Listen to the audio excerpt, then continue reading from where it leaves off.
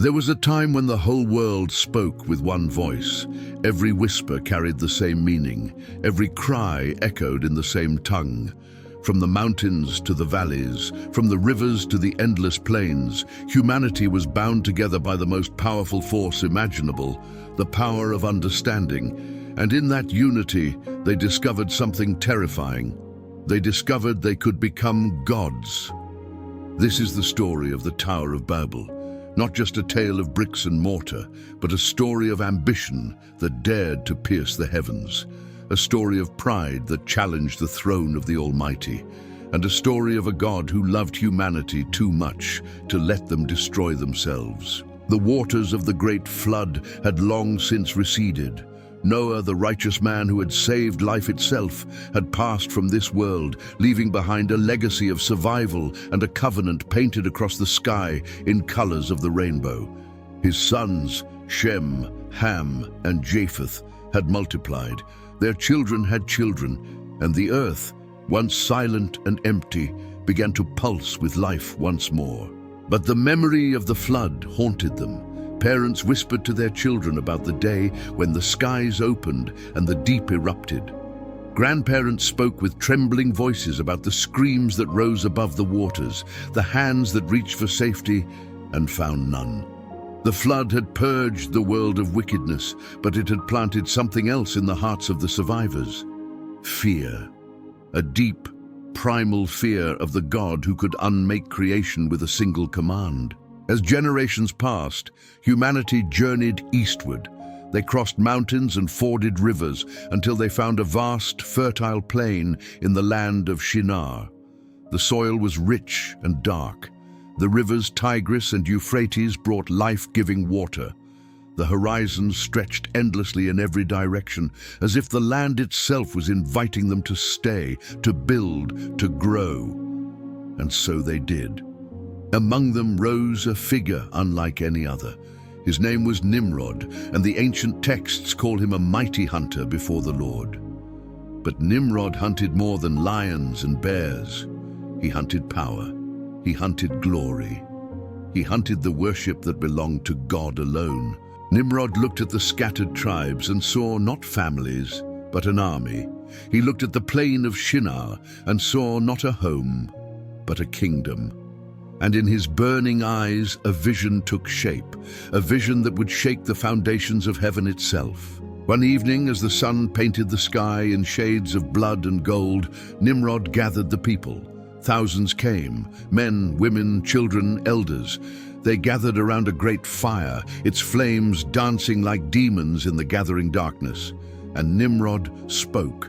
"My brothers and sisters," his voice thundered across the plain, "we have survived the wrath of God.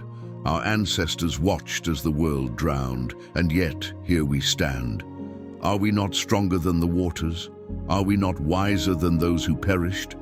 We are the chosen ones, the survivors, and I say to you tonight, we shall never be victims again." The crowd murmured, uncertain. An elder stepped forward, his white beard trembling as he spoke. "But the Lord commanded us to fill the earth, to scatter across the lands. Should we not obey his word?" Nimrod's eyes narrowed, and when he spoke again, his voice was cold as iron. "Scatter like leaves in the wind? Like animals fleeing a predator? No, we will not scatter. We will stand together, and we will build something so magnificent, so powerful, that even God himself will have to acknowledge our greatness." He raised his arms toward the starlit sky. "We will build a tower that reaches the heavens themselves, a tower that will make our name immortal, a tower that will protect us from any flood, any judgment, any force that dares to threaten us. Together, we are unstoppable. Together, we are gods." The crowd erupted. Fists punched the air. Voices roared in approval. The fear that had haunted them since the flood transformed into something else, into pride, into defiance, into a burning hunger for glory. That night, under the cold light of uncaring stars, humanity made its choice. They chose rebellion. The work began at dawn. They had no stone in the plains of Shinar, but they discovered something remarkable. The clay of the riverbanks, when shaped into bricks and baked in fierce furnaces, became harder than rock. They used bitumen, the black blood of the earth that seeped from the ground, as mortar. For the first time in history, humanity created technology not for survival, but for conquest. Not to honor God, but to challenge Him. Imagine the scene. Thousands upon thousands of workers, their bodies glistening with sweat under the merciless sun, the rhythmic pounding of mallets shaping clay, the roar of furnaces day and night, their flames never dying. Children ran between workstations, carrying water to parched throats. Women mixed mortar with bare hands until their fingers bled. Men climbed higher and higher on wooden scaffolding that groaned under the weight of ambition. The tower rose from the plain like a mountain born from human will, week after week, month after month, year after year. Its shadow stretched across the land, swallowing villages in darkness. Its peak disappeared into the clouds, a finger pointing accusingly at heaven. And still they built, still they climbed, still they reached. Ancient traditions tell us that the tower grew so tall that it took a full year to carry bricks from the base to the summit. They say that if a brick fell and shattered on the ground far below, the workers wept and mourned. But if a man fell, if a living, breathing soul plummeted to his death, they barely paused.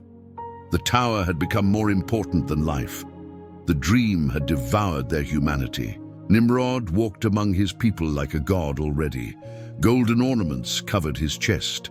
A crown of twisted metal sat upon his brow. He looked up at the tower and smiled, a smile without warmth, without joy, only cold satisfaction.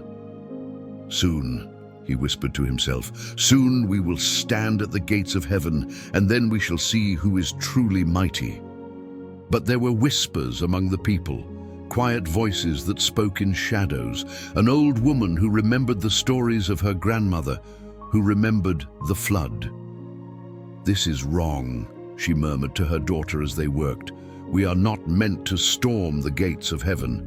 We are meant to walk humbly before our God." Her daughter glanced around nervously. "Hush, mother. Nimrod has ears everywhere. Such words could cost us our lives." And so the faithful fell silent.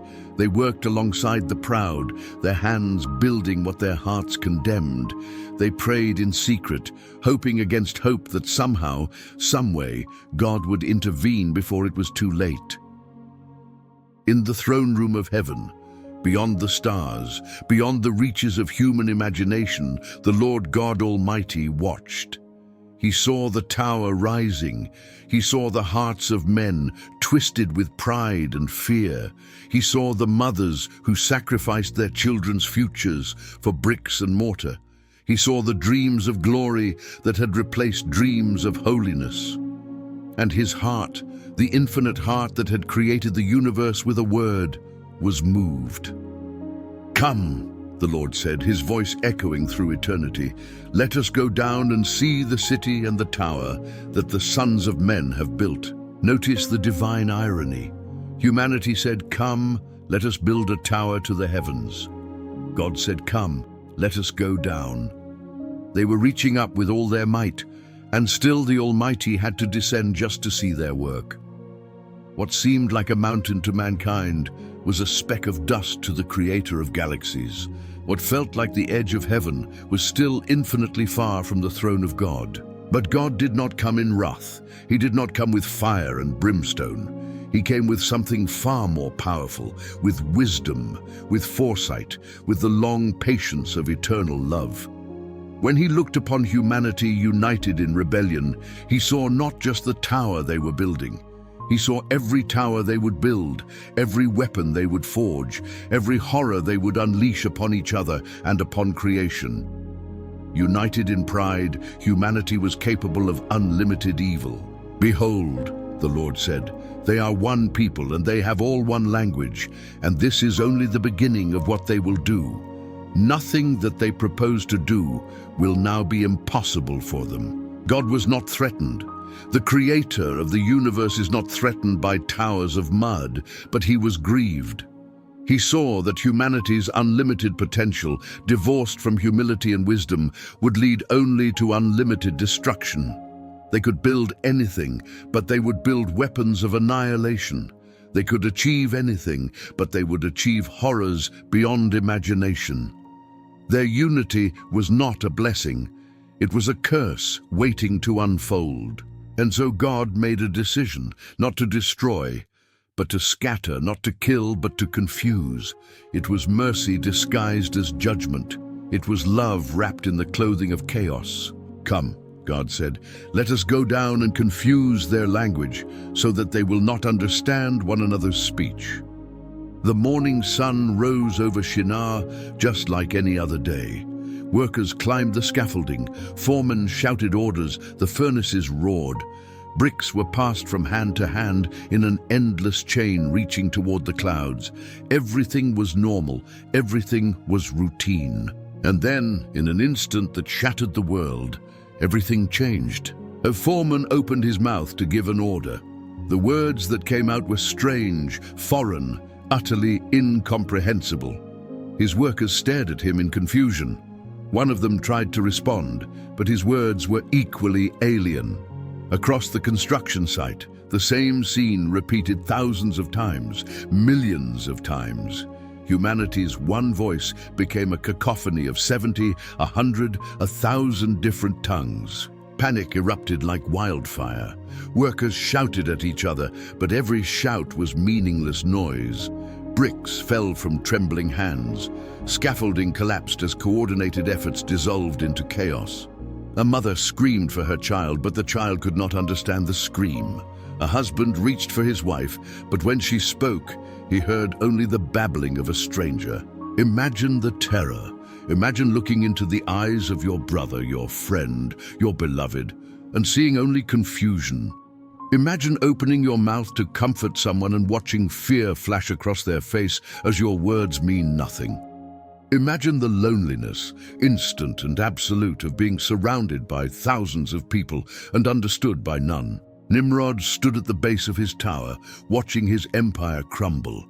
His generals could not understand his commands. His servants could not comprehend his fury. He screamed orders until his voice broke, but his words fell on ears that could not receive them. The mighty hunter had become powerless. The would-be god had been made mute. The construction stopped. It could not continue. How can you build when you cannot communicate? How can you coordinate thousands of workers when no two groups share a common word? The great project of human pride ground to a halt, and the tower stood unfinished, a monument not to human glory, but to human limitation. Slowly, naturally, humanity began to separate. Those who found they could understand each other gathered together. Brothers and sisters were divided. Parents were separated from children. Marriages were torn apart when husband and wife discovered they now spoke different tongues. The one family of Noah fragmented into countless pieces, each piece drifting away from the others like debris after a shipwreck. Some went east toward the rising sun, and their descendants would become the peoples of Asia. Some went west toward the setting sun, and their children would populate Europe. Some went south into Africa. Some crossed frozen bridges into lands that would not be discovered for millennia. The scattering that God had commanded, the filling of the earth that humanity had refused, now happened by necessity rather than obedience. And the city, the great city of pride, was given a new name. They called it Babel, a word that sounds like the Hebrew Balal, meaning to confuse. The Tower of Glory became the memorial of shame. The place where humanity sought to make a name for themselves became synonymous with confusion, chaos, and failure. Years passed, decades, centuries. The tower crumbled. The city fell into ruin. Wind and sand slowly erased the evidence of humanity's greatest rebellion, but the effects remained. Every language on earth, from the click languages of Africa to the tonal melodies of Asia, from the romance of Italian to the precision of German, traces its origin to that moment when God breathed diversity into human speech. But here is the truth that most people miss. The story of Babel is not a story of punishment. It is a story of protection. God did not scatter humanity to hurt them. He scattered them to save them. He knew that unlimited unity without humility would lead to unlimited destruction. He knew that the same hands building a tower today would build weapons of genocide tomorrow. He knew that humanity needed boundaries, not to imprison them, but to protect them from themselves. And in the scattering, something beautiful was born. Instead of one monolithic culture, the world blossomed with thousands of cultures. Instead of one art form, humanity created countless expressions of beauty. Instead of one way of seeing the world, a rainbow of perspectives emerged. The diversity that began as confusion became humanity's greatest gift. The ability to see truth from multiple angles, to understand love in 1,000 different ways, to worship God in every language under heaven. Thousands of years later, in a city called Jerusalem, something remarkable happened. It was the day of Pentecost. The followers of Jesus were gathered in one room, waiting, praying, wondering what would happen next. Suddenly, the Holy Spirit descended upon them like tongues of fire, and they began to speak, not in their native language, but in every language under heaven. Jews from every nation heard the message of Jesus in their own tongue. Parthians, Medes, Elamites, people from Mesopotamia, from the very land of Shinar, heard the gospel as if it was spoken directly to their hearts. The crowd was amazed. "Are not all these who are speaking Galileans?" they asked. "Then how is it that we hear them in our own native languages?" What Babel had divided, Pentecost began to reunite. What pride had scattered, love began to gather. The same God who confused the languages to prevent destruction now transcended the languages to bring salvation. Babel was about human arrogance reaching up. Pentecost was about divine grace coming down. Today, the Bible has been translated into over 3,000 languages, languages that exist because of Babel.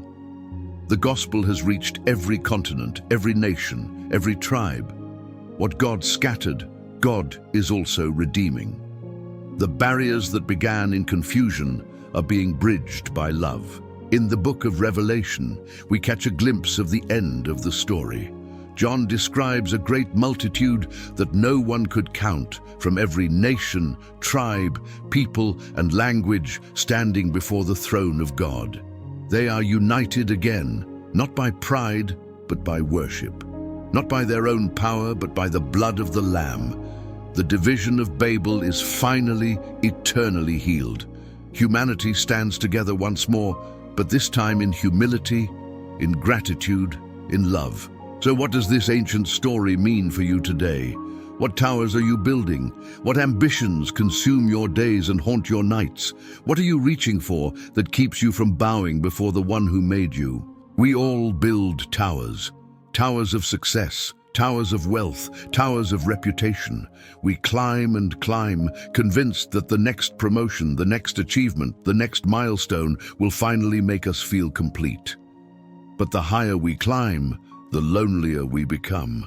The closer we get to our goals, the emptier they feel. Because we were not made to reach heaven by our own efforts. We were made to receive heaven as a gift. Perhaps God has confused something in your life. Perhaps He has scattered your plans, your relationships, your certainties. Perhaps you are standing in the ruins of a tower you spent years building, wondering what went wrong. But consider this.